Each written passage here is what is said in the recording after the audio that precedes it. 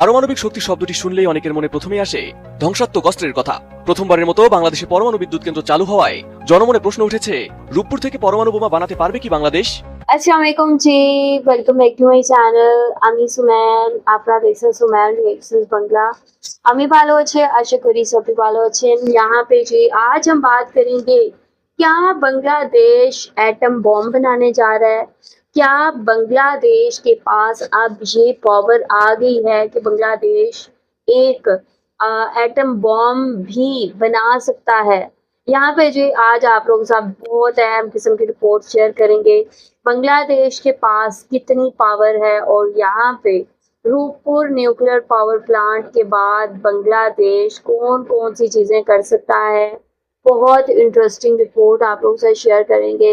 Channel पे new है तो चैनल को सब्सक्राइब करें और बेल आइकॉन को क्लिक करें। सो चलते हैं, देखते हैं वीडियो, लेट्स गो।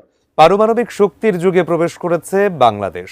রূপপুর পারমাণবিক বিদ্যুৎ কেন্দ্রে ফুয়েল লোডিংয়ের মধ্য দিয়ে শুরু হয়েছে এই নতুন যাত্রা। আর এরপর থেকেই জনমনে ঘুরপাক খাচ্ছে একটি প্রশ্ন, রূপপুর থেকে কি পরমাণু বোমা বানানো সম্ভব? আর আদৌ কি সেই সক্ষমতা রয়েছে বাংলাদেশের? বিস্তারিত জানাচ্ছেন আরিফ হাসান। পারমাণবিক শক্তি শব্দটি শুনলেই অনেকের মনে প্রথমেই আসে ধ্বংসাত্মক অস্ত্রের কথা। প্রথমবারের মতো বাংলাদেশে পরমাণু বিদ্যুৎ কেন্দ্র চালু হওয়ায় জনমনে প্রশ্ন উঠেছে, রূপপুর থেকে পরমাণু বোমা বানাতে পারবে কি বাংলাদেশ? মূলত বাংলাদেশের ক্ষেত্রে এই বাস্তবতা অনেকটাই ভিন্ন এবং জটিল। পারমাণবিক বিদ্যুৎ কেন্দ্র এবং পরমাণু বোমা দুটোর মূল উপাদান ইউরেনিয়াম হলেও তাদের ব্যবহারের ধরন একেবারেই আলাদা। প্রাকৃতিক ইউরেনিয়ামে খুব অল্প পরিমাণে U-235 থাকে, যা দিয়ে পারমাণবিক বিক্রিয়া সম্ভব। বিদ্যুৎ কেন্দ্রে এই ইউরেনিয়ামকে সামান্য সমৃদ্ধ করে 3 থেকে 5% মাত্রায় ব্যবহার করা হয়। কিন্তু একটি কার্যকর পারমাণবিক বোমা তৈরি করতে হলে ইউরেনিয়ামকে প্রায় 90% পর্যন্ত সমৃদ্ধ করতে হয়, যাকে বলা হয় ওয়েপেন গ্রেড। এই ব্যবধান শুধু সংখ্যার পার্থক্য নয়, বরং বিশাল প্রযুক্তিগত ও কাঠামোগত পার্থক্য। আমি বুঝি নির্মাণের শিল্প, সালাম স্টিল বোঝে durability. Salam steel, most durable steel. Rooppur প্রকল্পে ব্যবহৃত প্রযুক্তি সম্পূর্ণভাবে বিদ্যুৎ উৎপাদনের জন্য তৈরি। এখানে নিউক্লিয়ার ফিশন প্রক্রিয়া নিয়ন্ত্রিতভাবে ইউরেনিয়ামের বিভাজন ঘটিয়ে তাপ উৎপন্ন করা হবে, যা থেকে বাষ্প তৈরি হয়ে টারবাইন ঘুরিয়ে বিদ্যুৎ উৎপাদন করবে। এই প্রক্রিয়াটি ধীর, নিয়ন্ত্রিত এবং বহুস্তরের নিরাপত্তা ব্যবস্থার মধ্যে পরিচালিত হয়। অন্যদিকে বোমার ক্ষেত্রে একই শক্তিকে মুহূর্তের মধ্যে বিস্ফোরণে রূপ দেওয়া হয়, যা সম্পূর্ণ ভিন্ন প্রযুক্তি ও পরিবেশের বিষয়। আরেকটি গুরুত্বপূর্ণ বিষয় হলো, বাংলাদেশের কাছে ইউরেনিয়াম সমৃদ্ধ করার কোনো নিজস্ব সুবিধা নেই। রূপপুরে ব্যবহারের জন্য জ্বালানি সম্পূর্ণ প্রস্তুত অবস্থায় বিদেশ থেকে সরবরাহ করা হয় এবং ব্যবহৃত জ্বালানি পুনঃপ্রক্রিয়াজাত করার সক্ষমতাও বাংলাদেশের নেই। ফলে বিদ্যুৎ উৎপাদনের জন্য তৈরি এই অবকাঠামো ব্যবহার করে অস্ত্র তৈরি করা বাস্তবেই সম্ভব নয়। এছাড়া পুরো প্রকল্পটি পরিচালিত হচ্ছে ইন্টারন্যাশনাল অ্যাটমিক এনার্জি এজেন্সি এর কঠোর তদারকিতে। প্রতিটি ফুয়েল রড এবং ইউরেনিয়ামের ব্যবহার আন্তর্জাতিকভাবে পর্যবেক্ষণ করা হয়। বাংলাদেশ আন্তর্জাতিক চুক্তির মাধ্যমে পারমাণবিক শক্তির শান্তিপূর্ণ ব্যবহারের প্রতিশ্রুতি দিয়েছে, তাই গোপনে অস্ত্র তৈরি করার কোনো সুযোগ বাস্তবিক অর্থেই বাংলাদেশের নেই। রাজনৈতিক দিক থেকেও বিষয়টি গুরুত্বপূর্ণ।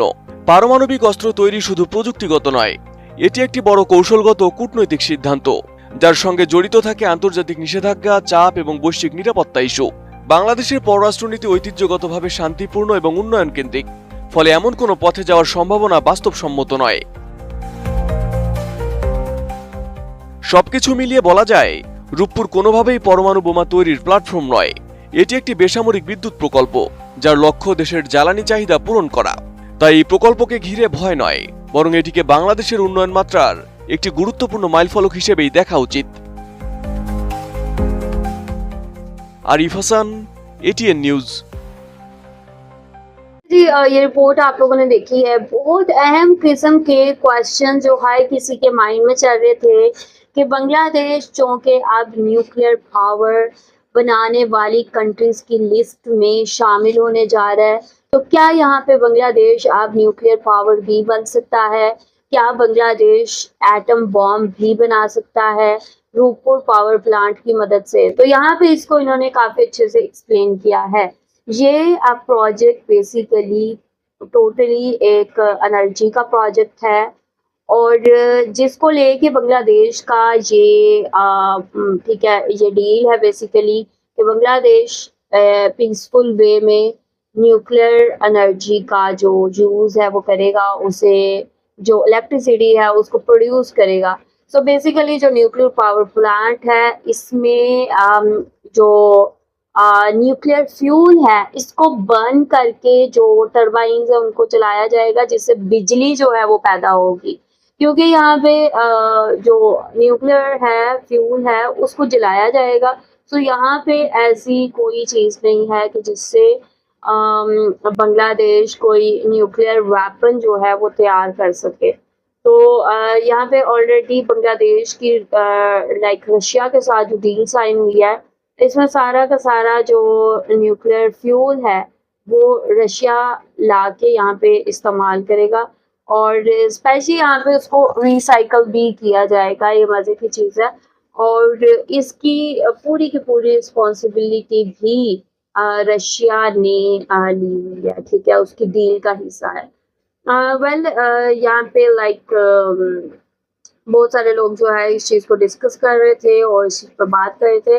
वेल ये एक अपने अंदर बहुत बड़ी बात है कि बांग्लादेश जो है न्यूक्लियर एनर्जी की तरफ आ चुका है और आई थिंक ये एक बहुत अच्छी चीज़ है कि लाइक बांग्लादेश एक ऐसे तरीके से बिजली तैयार करना चाहता है कि जो लाइक सस्ता है। ऑलरेडी बांग्लादेश को जो बिजली दी जा रही है वो कॉइल के ऊपर दी जा रही है, कॉइल से बनाई जा रही है, लेकिन ये बिजली जो है वो न्यूक्लियर फ्यूल के थ्रू इसको तैयार किया जाएगा। आप लोग क्या कहेंगे इस हवाले से? आप लोगों का क्या कहना है? जो भी कहना चाहते हैं लाजमी बताएं कमेंट सेक्शन में। क्या आने वाले दिनों में बांग्लादेश को न्यूक्लियर जो वेपन्स हैं वो भी तैयार करने की तरफ जाना चाहिए? आप लोग जो भी कहना चाहते हैं लाजमी बताएं कमेंट सेक्शन में। वीडियो को लाइक शेयर लाजमी करें। अपना ख्याल रखें। I will see you till then.